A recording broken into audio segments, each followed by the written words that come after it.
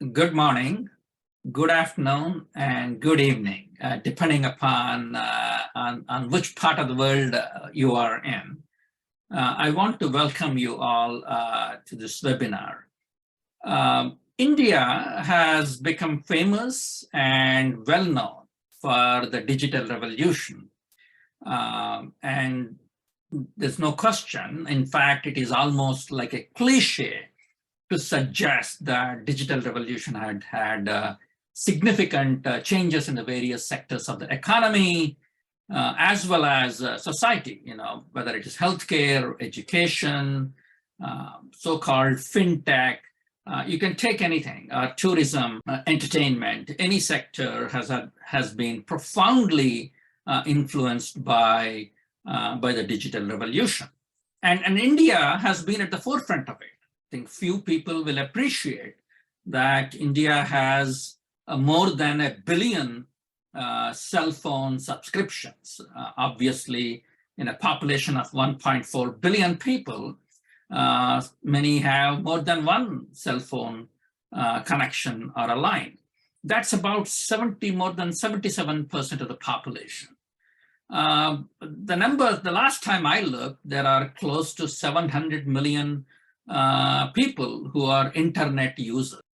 Similarly, India is home to close to or about 450 million social media users, close to 1/3 of the population. Just to give a perspective, the entire population of the United States is 330 million. So the sheer number of people who are taking part in the digital revolution is of a magnitude that few can imagine, globally speaking. And with the advent of penetration of the internet and smartphones, millions of people have been able to gain access to information, are able to use services that are offered by different organizations and the government, and are able to take part in the digital economy. At the same time, one cannot be naive about the digital divide issues. If 50% of the population is on internet, 50% of the population is not on internet. And certainly other issues such as what we call as communication inequalities, unequal access to information and capability to use that information is also prevalent. Even though these issues remain and challenges remain, there's no question that India is on a trajectory where the digital economy will be front and center, if it is not already there. So with 1.4 billion people, scale is an issue. And that's where I think today's webinar comes into picture. It is also known, and in parallel to this conversation, the so-called reproductive, maternal, newborn, child, and adolescent health is a critical public health issue in India. While there are a number of government initiatives and interventions that have been very successful, and we have made tremendous strides, whether it is in immunization rates, or access to family planning services, healthy nutrition, and other services. I think there's no question that India has made amazing, incredible progress in these areas. Yet, there are challenges that remain. For example, maternal and child anemia, or undernutrition, or lack of services or access to services. And so these, whatever programs that are designed and intervened upon, all have to be done at scale, as I said, right? And this is where digital technologies come into play, whether in increasing access to quality healthcare and information services, providing health systems, making them efficient, real-time feedback for monitoring and evaluation of successful scale-up of interventions, or providing health information to tens of millions if not hundreds of millions of people. So there's no question about it. So this webinar aims to discuss how digital platforms can be leveraged or are being leveraged for promoting health, particularly in RMNCH+A world, reproductive and maternal health and childhood health, whether it is in training community health workers or disseminating information to the community, data collection and monitoring, or promoting interventions in different geographical areas. So I want to welcome all of you to this webinar. My name is Vish Viswanath. I am the Lee-Kum Kee Professor of Health Communications at the Harvard T.H. School of Public Health. I am also the director of the Harvard Chan India Research Center. The India Research Center is of Harvard School of Public Health, is the first global center of the school.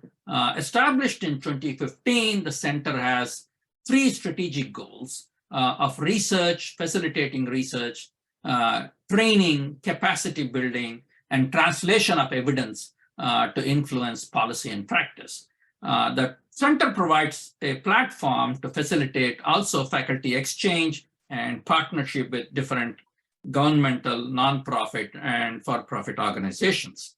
This webinar is also co-sponsored by Project Sanchar, Science and News, Communicating Health and Research, which is aimed at building the capability and capacity of journalists and decision makers to draw on the latest science and evidence for shaping public knowledge, attitudes, and policies on health. And we have so far trained 200 journalists and 220 decision makers across the country in India. So what we will do, I have 3 wonderful, well-regarded, highly regarded panelists who will walk us through these issues. So I will have a conversation with them briefly.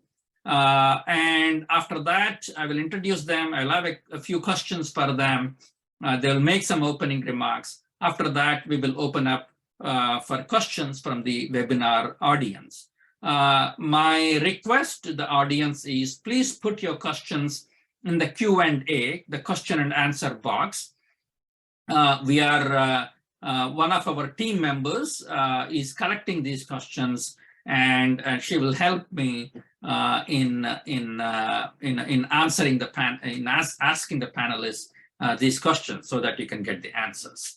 I want to briefly introduce the panelists. This is a brief introduction. They have such distinguished track record and experience. I won't be able to do justice to them, but at least you will get an idea. And I'm sure they will talk about their own experience and themselves as they make these opening remarks. Among the panelists we have is Ms. Anaita Singh. Right now, she's a program officer for digital health in the India country office of Bill and Melinda Gates Foundation. She has her role, at BMGF is that she's responsible for digital and information and communication technology interventions across the foundation's family health portfolio, as well as in supporting health innovations and digital roadmap, specifically in the states of Uttar Pradesh and Bihar in India. Her background before joining the foundation, she has supported implementation of large-scale digital and maternal health and nutrition programs at Dimagi, and has previously worked with Access International, BCG, and a number of other organizations. An amazing experience. Welcome, Ms. Singh. I also want to welcome Mr. Srinivas, who is Director of Health of Tata Trust, Mumbai. He's a healthcare management professional, highly experienced in hospital and pre-hospital setups in not-for-profit sector with a focus on public-private partnerships. He has been with Tata Trust from 2016. He has prioritized building replicable and scalable models of healthcare delivery, leveraging existing and emerging technologies to overcome supply-side constraints in primary and preventive care. And he has been also working with a number of state governments. Again, I won't be able to do justice to his extensive experience, but we are grateful that he's here. Welcome, Mr. Srinivas. And last, and certainly not least, is my colleague here at Harvard Chan, Dr. Praveen Gedam, a senior IAS officer who is a joint secretary to the Government of India. More critical, he was a former additional chief executive officer of the National Health Authority of the Government of India. Currently, Dr. Gedam is a Fulbright scholar at Harvard T.H. Chan School of Public Health. As additional chief executive officer at the National Health Authority, Dr. Gedam was in charge of 2 health programs for the Government of India, and is also, as a first mission director of an ambitious national digital health mission, he spearheaded the formulation of priorities, including those for digital health data management. He also led the development of digital platform enabling interoperability among disparate systems. He has won numerous awards for his excellence in administration at state and national levels. Welcome, Dr. Gedam. So thank you so much to the 3 of you for joining us on this webinar. I thought we will open it up with brief remarks by each of you based on where you are standing or sitting now today, how you see the role of digital platforms and digital health, the so-called digital health and digital technologies in promoting reproductive, maternal, child, neonatal, and adolescent health. So maybe we'll start with you, Ms. Singh, and then we will go to other panelists. Sure, and thank you so much for having me here. It's an esteemed panel, and I think a topic of great interest for the foundation specifically as well. From the vantage point I have, having worked on the implementation side and more recently on the funding side, you mentioned the population of the US, and I was just thinking in my mind, UP Bihar is much more than that put together. So UP is 240+ million and Bihar is over 120 million. So, but having said that, I think a couple of things. The foundation has a disproportionate focus within health on RMNCH+A outcomes.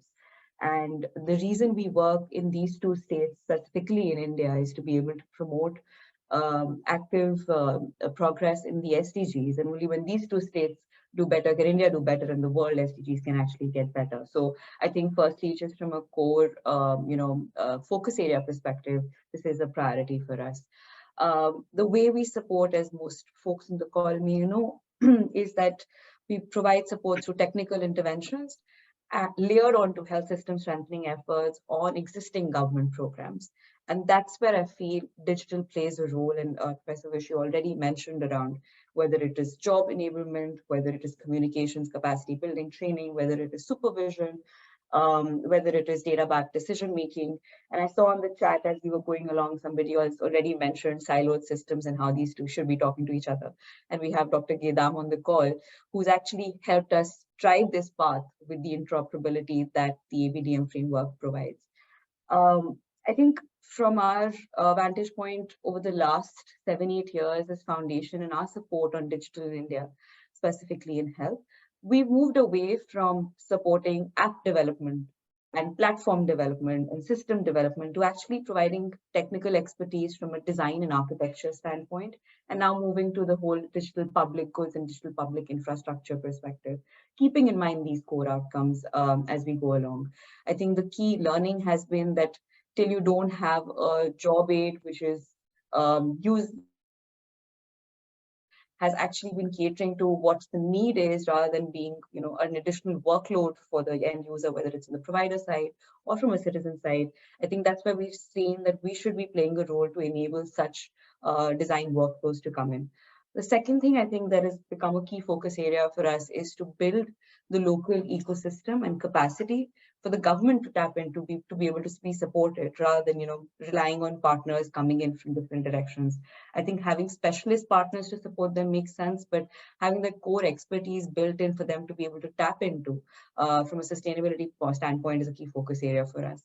The third, I think we have we're trying to do better on and supporting the government in as well, is the learning agenda. I think with the G20, there is a lot of focus on how, from an India for the World perspective, all the learnings we've had, and we'll get into specific digital initiatives in a bit, we can start sharing that learning back. And having a very focused, gender intentional, lens while we look at that is something that we continue to prioritize. And I'll just sum it up by saying that you mentioned digital divide. A lot of the work that we are also now focusing on is to ensure that we think about what trust means in these large-scale digital systems. A lot of times we are so provider-side bent, we forget about the citizen and the interlinkages there. And I think specifically with RMNCH+A, where there is we're talking to vulnerable populations, specifically for the target populations we work with extensively, there is a need to bridge that trust and also help understand what the value creation for them is. And that continues to be a focus area for us. I'll pause here. That's wonderful. I think I'm glad you also brought in the issue of trust, given our work and experience with miscommunication, the misinformation and disinformation during COVID-19. I mean, amplified during COVID-19, but it has always been there. The erosion of trust has become a focus of attention globally. So I think we'll come back and engage in that conversation. So thank you for that. So let's go to Dr. Gedam and see what you think. First, we have to see that the RMNCH is probably the most important component of any public health delivery. It kind of connects to generations in terms of health. You have, and the implications of health of a girl in a childhood when she becomes a mother, delivers a child. So it's a whole continuum of health that is defined and decided by this kind of intervention. And I remember as a medical officer in a primary health center in the year 2001, I had to go 16 kilometers to make a landline phone. And we have come a long way from maintaining the physical registers. Then I also saw as a Zilla Parishad chief that we started using Excel sheets because there was no web-based software. And digitization started helping even with the Excel sheets by allowing us to sort out pregnant women in terms of villages, expected date of delivery, their hemoglobin levels, identifying high-risk, low-risk. So the importance of digitization is it's very important. And then we had software which was initially we used to feed data from block level or a district level because connectivity was not there. And now we are at the situation when we have like 700 million internet connections in India. And it has increased significantly. It's like 20 GB per connection is the mobile consumption, also the data consumption of each connection. So we have come a long way in last 2 decades, and particularly in last 7-8 years. There are some challenges though in digitization, resources, connectivity, the ease of user interface, and you force these field level health workers with multiplicity of digital solutions, the same information of the same individual. The demographic information, for example, is entered multiple times because there is one software for RMNCH, other for NCD, the third one for some other program, and it goes on and on. So we have come a long way in terms of digitization, and there still are some challenges which we have to tackle as we move, we go forward in this direction to ensure that the resources, the limited resources in India are best utilized. Thank you, Dr. Gedam. I want to come back and discuss what the challenges are and how we address them. Let's go to Mr. Srinivas for his remarks and overview remarks. Mr. Srinivas, welcome. Thank you, sir. Are you able to hear me? Yes, we can hear you. You are Yeah, going in thank and out your video, but we are able to hear you. So, Okay, I'll just try to adjust. Thank you so much for this opportunity. Glad to be here to share some of the experiences. The trusts have been, one of the oldest philanthropy organizations supporting grassroots organizations. Again, taking care of those who take care of others. We have sort of partnered with more than 150 organizations over the last 100 years or so. Most of them you would find really working at the grassroots level. But over the last 7-8 years, the trusts have also actually took to large-scale implementation through the associate organizations that we have also incubated. So our experience in RMNCH+A has been mixed as in it's wonderful to see how small pilots in smaller areas are actually succeeding and ensuring that we actually deliver more than the 100% of the outcomes we are set for ourselves. But in the scale up, we feel little, the results are not optimal, where the the potential to get much better outcomes is compromised. Again, just as Dr. Praveen was mentioning and Anaita was mentioning, these are exciting times where we can actually see the efficiency of connecting different dots in the system. Go to the end user, to the ultimate beneficiary, where even maybe 10 years ago or 10, 12 years ago, it would have been very difficult to inform the arrival of a very difficult pregnant woman into not so well equipped hospital. Today, we can actually direct the right, the patients to the right institutions and save in the process a lot more lives. So to that extent, I think, the experiments, each of us, Dr. Praveen was mentioning about the multiplicity of apps. What it has actually achieved, at least, is that most of the frontline health workers are now comfortable using technology. Okay, we still don't have standardization, we still don't have uniformity, but to see a 12th standard passed A&M actually undertake a lot more learning through digital apps or feed data correctly and completely, that's very gratifying. So that's all these small little incremental value additions that have been done. I think that has helped in the larger scheme of things. Specifically speaking, the trusts have worked on some of the projects where we have been able to look at the facility readiness, both in terms of physically, how the infrastructure is, the checklists have been digitized, and the periodic supportive supervision visits have helped enhance capacities.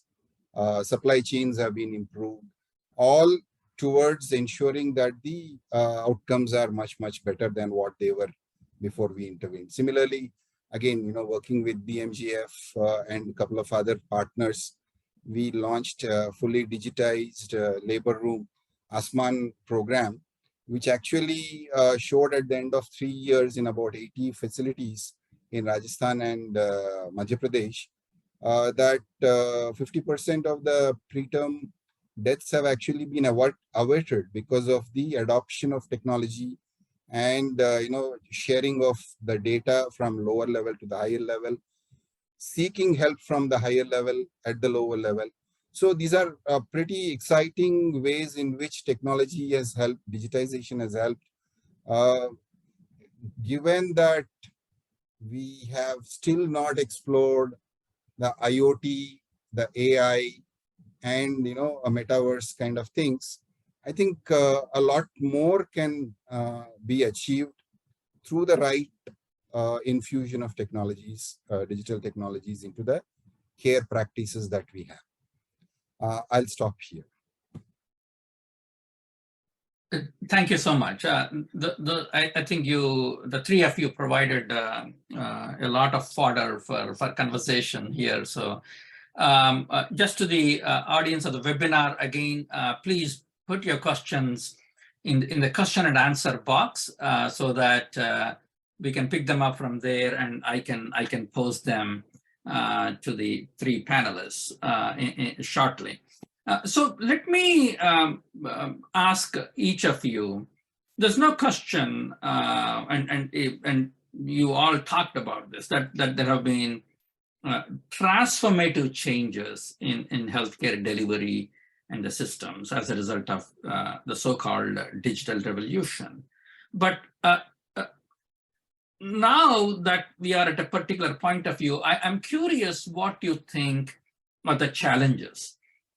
And I don't want a vague, I could have posed a vague question, but I'm asking, I mean, number one, what do you think challenges in general from your own point of view, but also in terms of skills or in terms of technologies that were just mentioned, or even scaling up? What do you see are the major challenges, and how do we address them? So maybe we'll start with you, Mr. Srinivas, because you started talking about AI and metaverse and others. I mean, even while we are dealing with the current technologies, in the last year, AI has become very critical and important, and maybe bad or good. So what do you think? What are the challenges from? Yeah, so we have to understand there's no silver bullet here in technology coming into care practice. It's a combination of people skills, infrastructure readiness, supply chain robustness, as well as technologies which can help shorten some of the delays that occur both, while taking a decision to seek care or accessing care or at the point of care, right? So technology is definitely, digital or ICTs, whichever way you would look at. They have the power. Some of them have been demonstrated. Scaling up remains an issue both on terms of physical bandwidth availability, ability of some of the older practices being changed to. So there is still a lot of change management that is still required. And in terms of future readiness, I think there is some, what I see is a very positive acceptance that while we, we would want to invest into more beds and more operating rooms and recruiting more doctors, there is now some amount of acceptance that technology is equally important, that we should invest into that and, sort of try and do this. Again, I'm talking mostly about government, which is the biggest investor into public health, and some of the NGO sector whom we work with. Private sector has already done a lot more and is leaps and bounds ahead of adapting technology to these things. Concerns basically are availability of internet, physical readiness, and the change management issues. Mm-hmm. So tell me a little bit before I jump to Ms. Singh. Tell me a little bit what you mean by change management. Right. One very the fear of transparency and accountability. When we actually document a record, I think that's what holds back a lot of people from adapting to transparent ways of doing things. Healthcare is no exception. Healthcare is also equally, vulnerable to these fears. What is good is that the realization that there is no escaping this. If not today, tomorrow, you need to adapt these things. The good thing about change management, which we have observed, is that because of multiplicity of apps or large scale push from the government, the lowermost levels, the ASHAs, ANMs are all conversant. There is resistance coming from the next level above, which is the medical officers, which is where we still can actually help and aid them adapt to these things. Today, voice to text kind of softwares can actually reduce a lot more load on the doctors at the OPDs and in the, for the residents inside. So simple, similar things. But again, the issue here is when we say multiplicity of, these apps not talking to each other or not compatible with each other. That's where, again, the central government has to step in and say that, okay, this is what it is. Let's uniformly adapt this too. So I guess we are started slow, exciting, potential is there, but we need to be very conscious that there are some of these challenges. Great. So I want to bring the issue of people, into the picture. But before I do that, this issue of interoperability has been coming up, and this used to be a huge issue, about 10, 15 years ago when we were in the US were trying to, promote, so-called e-health. So we keep changing these terms as technology evolves. Dr. Gedam, you have been involved, and I think this is a critical role for the government too, on the interoperability issues. And what do you see as the role of the government in this? To what extent you want to impose certain standards? To what extent do you want to do your best not to squelch any innovation? That's a very difficult balance. Where do you come down on this? I can define or discuss the problem of interoperability in broadly two parts. One is how the semantic interoperability or the way medical language is understood by digital systems, to different digital systems, is addressed. Like a same disease or disorder, one physician would write diabetes, the other would write diabetes mellitus, third will write DM, the fourth can write P2D, type 2 diabetes, and they are same. So that kind of problem has been solved due to collaborative global efforts, and we have different standards and terminologies which are now globally accepted. In India, the role of government was to also see the India perspective. Like how do you have additional terminologies for Ayurvedic terms, so that India specific extension was done, and a body called CDAC Pune is in charge of keeping these standards almost in line, parallel with the global standards. That's one part of it. The second part is also perhaps more difficult to implement. So we have technological solutions which allow different systems to talk to each other. There are two challenges again here. One is the challenge of technology, which can be solved, and two different disparate systems can be integrated.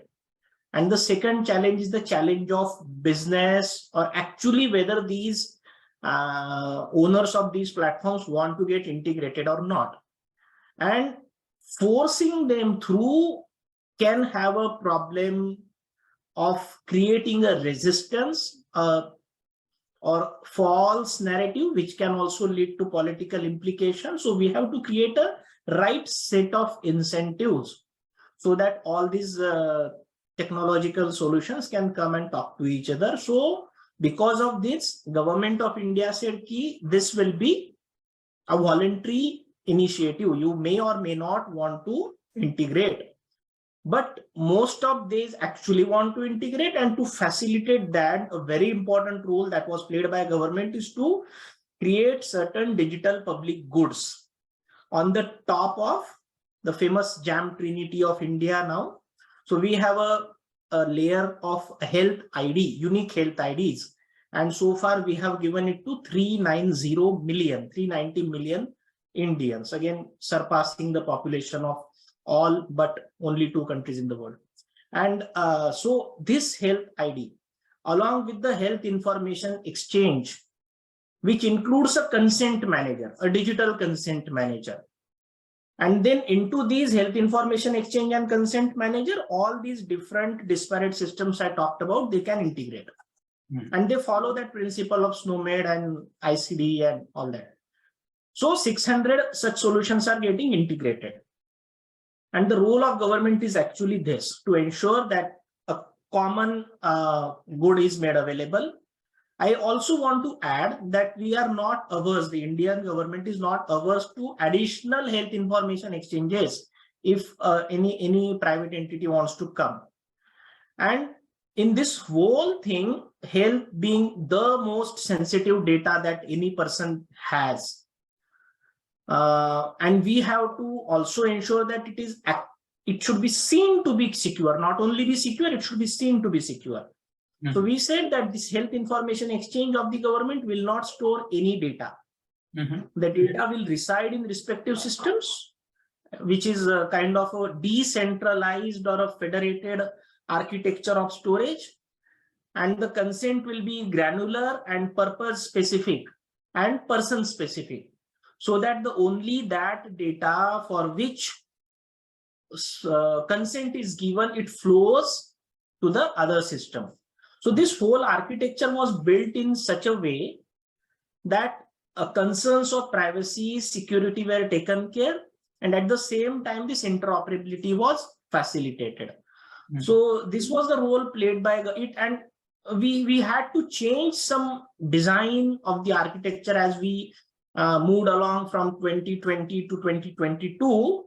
For the lack of time, I won't go into the details, but it was not a easy journey. It was not a simple, straightforward solution. We learned, made some iterations, and we developed the whole system in an agile way to reach where we have reached right now.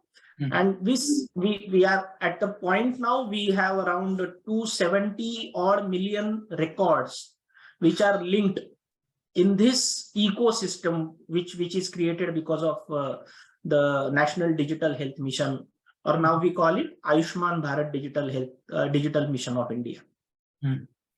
Great, thank you. So again, I want to remind the audience, please put your questions. I want to ask Ms. Singh a specific question, and then we will open it up for audience Q&A. So Ms. Singh, you actually raised at the very beginning, you used the term user interface. And so you brought people back in. And I often hear public-private partnership. And as one very famous social worker reminded me, social worker from India, very prominent, reminded me it's public-private people partnership. So it's a nice way to remind ourselves at the end of the day, we are talking about real people, despite all the systems and technologies, etc. And you raised that at the very beginning. So how do we, given we are all steeped in this, we think about it, we are working in this sort of environment, either technically or substantively in the subject. But how do we remember the user, the end user? You are on the ground there, both in your previous experience and now with BMGF. How do we can create all the systems we want, but there are user level concerns, whether it's privacy or security or just the interface, as you rightly said. How do we bring them in? How do we track what are the lessons we have learned? What are the examples we have in this area? Thank you, and thank you for asking. That's what I care about the most.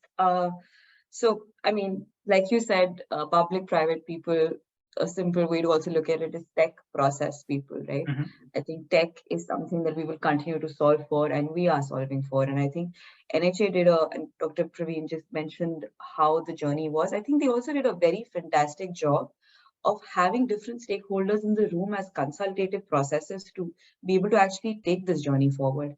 I feel a lot of government policies that have come in have not been able to do that, not just from the public sector, but even the private sector. Which takes me to your question, which is representation and continued feedback loops. You cannot think of having a user-based design and a user-friendly design as a retrospective thought. When you're designing something, you have to have the right people in the room and be on the field. And we used to call this mango testing when I was at the Dimagi, which is sitting under the mango tree and just designing on paper what it would be to be able to actually digitize some of the efforts that are happening in the field. And digitization does not mean just creating a form on a digital platform. It actually means using principles of data minimalism to actually make the job of the person easier.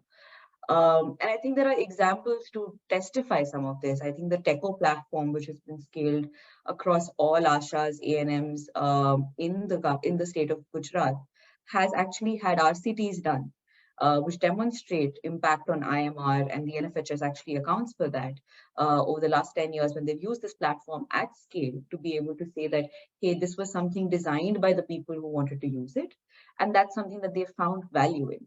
I think the question always remains that, and it was brought up earlier by Dr. Srinivas as well, is that we continue to design these applications now with the user in mind, but they're still using registers. They're still entering data on those paper registers. I think the beauty of India also lies that health is a state subject. So it allows for the state to be able to, initiate what would be helpful given their state context and the user context and the roles and responsibilities in that area. But I think with ABDM, I'm hoping that the APIs get made available so that then there is no duplication of efforts, right from the application they're using at the state level to the register and then duplicating efforts to enter into the GOI portals. So I think some of that also helps. But coming back to your question, during the design phase, having, say, the ASHA, the ANM, the CHO with the 12 service health and wellness center packages, ensuring that they're in the room to be able to support the design. This is an evolutionary design.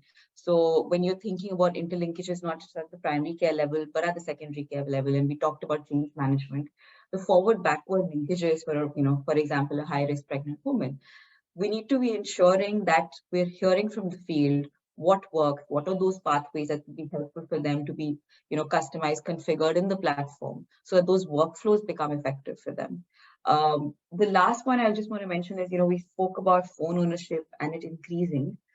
Just because phone ownership is increasing in numbers doesn't mean that that woman actually has access to the phone all day long, or it's not a shared phone, or her child is not using it for their education. I think also ensuring that we are much more mindful of when the access is available, how we can reach out to them, whether it's from a skill or competency perspective, or even nudges for RMNCH+A outcomes, or, you need to get your immunization done, you need to get your ANC checkup done.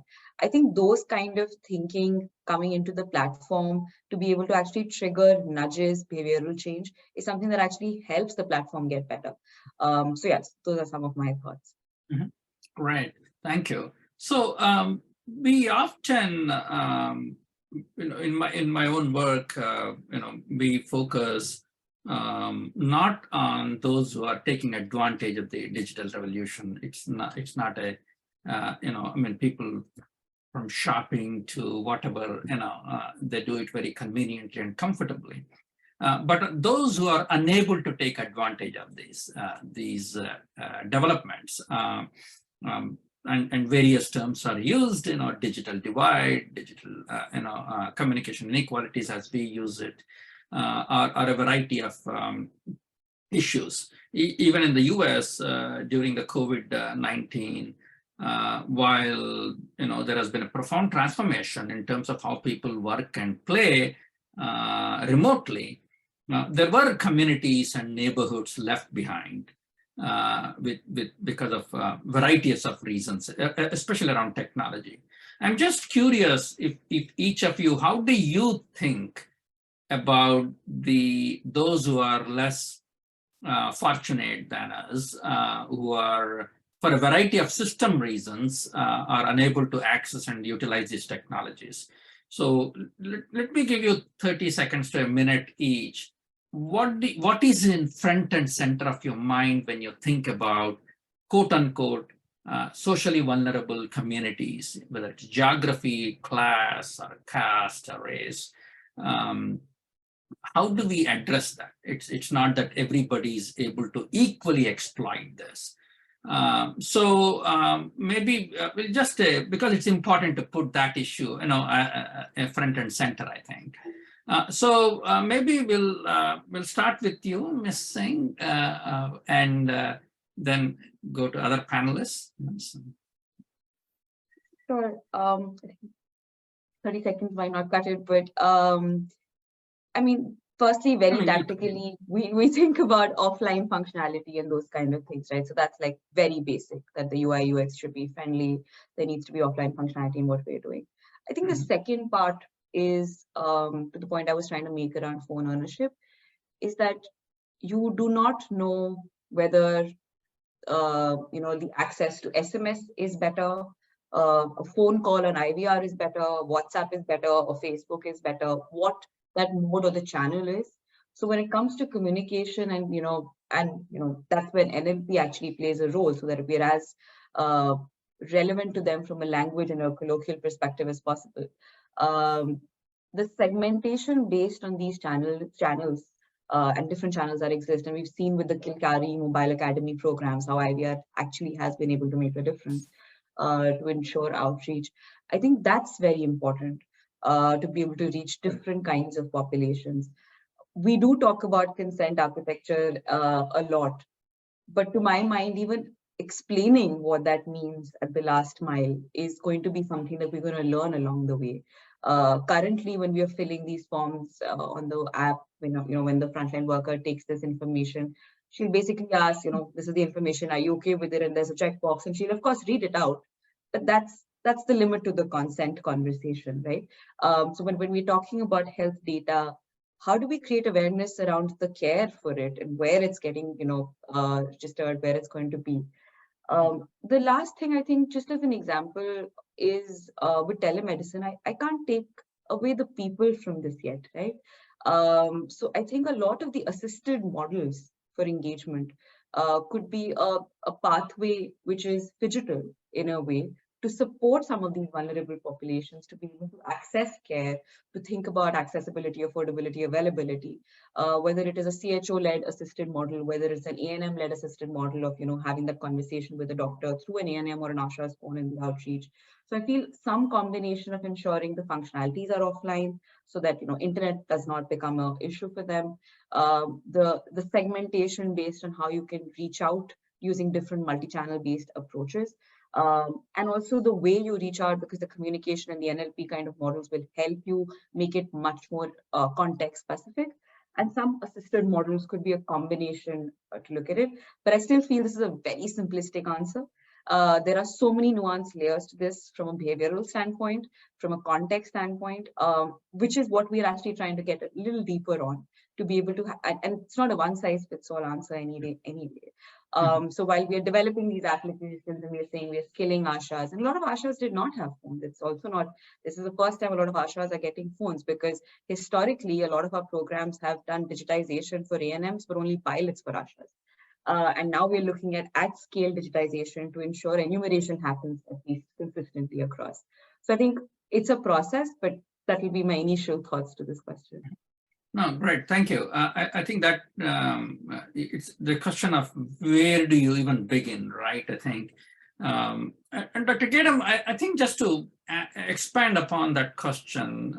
So before we joined the call, you were giving some numbers about connectivity, which I thought is worth raising in the webinar. And also if you look at the data from the National Family Health Survey, both in 4 and 5, there is progress, and it's no question there is considerable progress, but there's one group that really stands out, the so-called scheduled tribe, the tribal regions of the country seem to be much more vulnerable, and affected disproportionately, negatively, So from a government perspective, how do we begin to even think about and address these inequalities, and have everybody take advantage of the revolution, be at the table?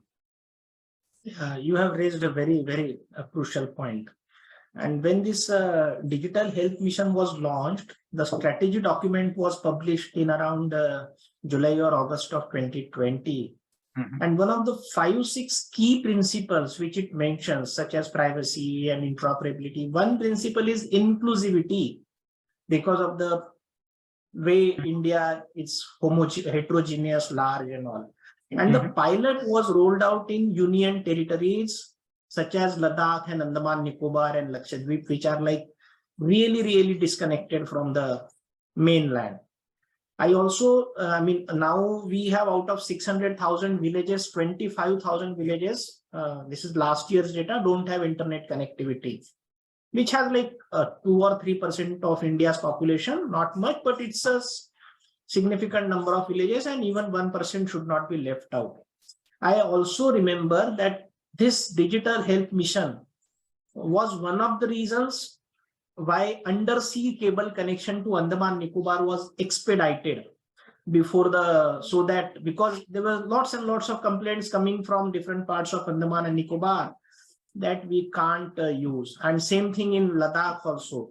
So I'm glad that we could add that little bit of push, but till we have those 25,000 villages covered, we have systems, as Ms. Singh said, about offline modules. So this is one of the iterations which we did, allowing health ID to be generated in assisted mode. If there is no device, there may be a so one more issue of digital divide is having internet in the village but not having a device or personal device. So allowing it to be generated in a assisted mode and also in a assisted offline mode, where the data is it's generated at a block level or a sub block level, but not in the village, and it's given. And also the HMIS or EMR systems, which so we are also encouraging that they should have offline modules so that they can generate data, it gets stored in the device, and it can get transported as and when required. So these are the some steps that were taken by following the principle of inclusivity, so that these tribals and people living in remote hilly areas on islands, they are also included. But I think with the space with which internet penetration is increasing in India, and also the number of devices are increasing, I think this issue should not be an issue in maybe 1 or 2 years. Okay, I love your optimism on this. Great. So, Srinivas,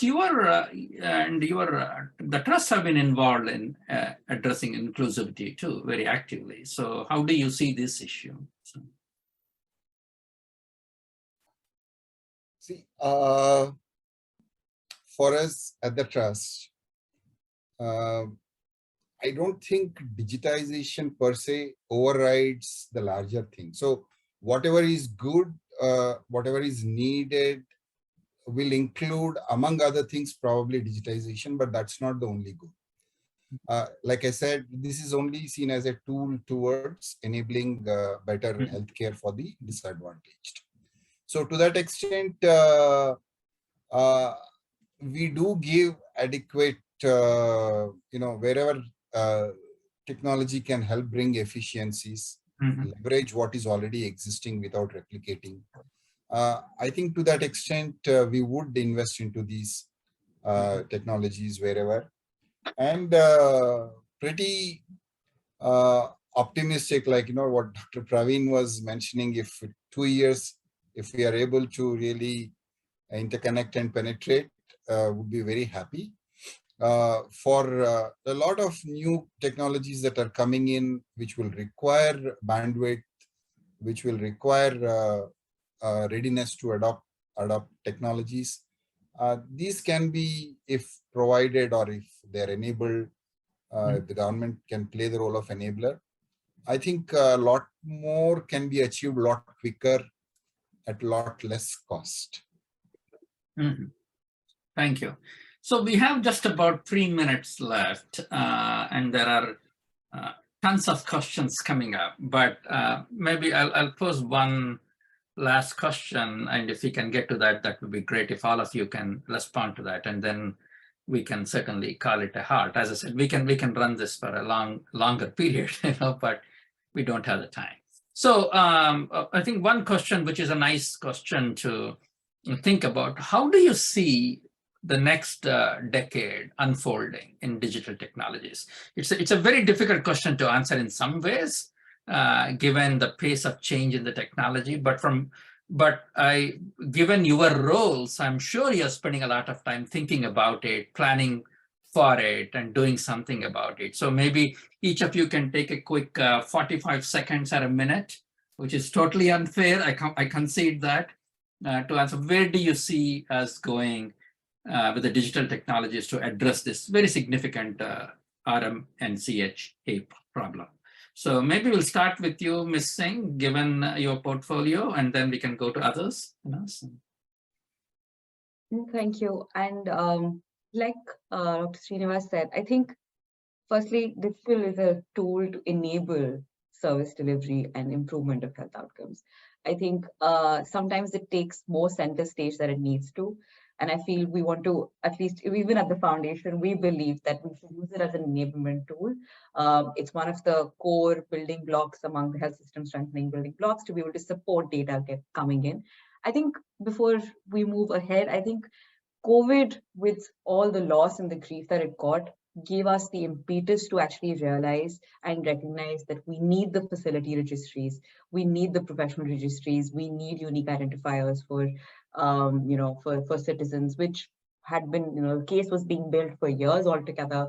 But I think it just gave that impetus, and now there's momentum, and there is also confidence in different state governments to be able to, look at large-scale platforms. Otherwise, states like UP would look at aggregate platforms which had their own turnaround time, not being able to do active decision making, everything in retrospect. But I think those are the kind of things that gave confidence to actually look at data at source to facilitate better change management from a health perspective. I believe next 10 years, who's to say, and I think we're all fairly optimistic, just being able to drive so there is fragmentation, not just in the public sector, but also in the private sector. I think with the microsite work and which has come in with on the private sector side, and the 100 microsites that the government has now announced, I feel a lot of convergence, say for family planning, for tuberculosis, from a private and public sector perspective, is something that I'm excited about from a health service delivery standpoint. We can't just look at this in a silo. We know 29% of the population goes to FP for getting products, etc. So I think for me, just from a pure play, and we can talk about AI analytics and all of those things, and that's a long drawn game, and we continue to go to work on that. But just from looking at a service delivery holistic standpoint, being able to converge efforts to drive holistic service delivery, have the citizen have the access to their health records and have that power given back. I think that's what I'm most excited about. Great. Thank you so much. We are almost out. We are actually out of time, but maybe I'll give 45 seconds each to Dr. Gedam and Mr. Srinivas. So Dr. Gedam, 45 seconds. Where do you see us going with this? Yeah, I think health is arguably one of the most difficult areas to digitize, and that's why it was late to arrive on the scene. It's so difficult for biology to be reduced in zeros and ones, but COVID had probably the only one positive effect on the humanity, that is increasing adoption of digital technologies. Otherwise, we would have been sitting in some boardroom discussing this rather than on webinar maybe. So right. I see India particular and the world also, we have in India 7,000 or 8,000 startups which are working in health tech. And I also see a significant change happening in the area of adoption, because now they are focused in providing the product which stakeholder or the user wants with his choice and his user interface which he likes. The other thing which will happen is increasing use of AI ML. It's already happening. The clinical decision support systems, reading X-rays and giving differential diagnosis and all that. Teleconsultation will be the first mode of consulting, unless it's a physical, it's a dire emergency. So teleconsultation is here to grow. Interoperability will increase, and I see here one challenge which government and the ecosystem has to take care. We have to ensure that it moves in the direction the way email system or internet system has moved, with like no owner, extremely interoperable, rather than the way social media has evolved, in which a few players ultimately end up with kind of oligopoly of 2 or 3 players, which digital silos and keeping everybody excluded. So that's one challenge we have to navigate as we go forward in this direction. Great, thank you. Mr. Srinivas, this is totally unfair, but you have the last word, 45 seconds. Okay, I'm pretty optimistic that over the next decade or so, we can correct the skew that is today towards urban tertiary private care, towards where it is required in rural, tribal, into the public health facilities and publicly paid for healthcare. I think technology has got a great role to play. We have those tools and technologies emerging. India has got a track record of a lot of frugal innovations, which can actually bring the power of technology to the people and ensure the costs remain very, very frugal while delivering care. I'm optimistic, and I am really thankful for this opportunity. Thank you so much. On that optimistic note, we will end this webinar. Ms. Singh, Dr. Gedam, Mr. Srinivas, I couldn't be more grateful. As I said earlier, we can keep this conversation going for the next 2 hours, and hopefully we will bring you all back as a follow-up panel at some point in the future. So thank you, each of you, for taking time away from your very busy schedules to come and be a part of this Harvard Chan School of Public Health India Research Center and Project Sanchar's series of webinars. Thank you. I also want to thank my team who are behind the scenes, who most of you don't see. They have been working hard for weeks and months to field this webinar, so I'm very grateful to them. And obviously, I'm also thankful to the participants who joined us on the webinar. This is being recorded. After cleaning it up, we will post it on the India Research Center's website, and you'll have access to this. Again, thank you all for joining. Take care.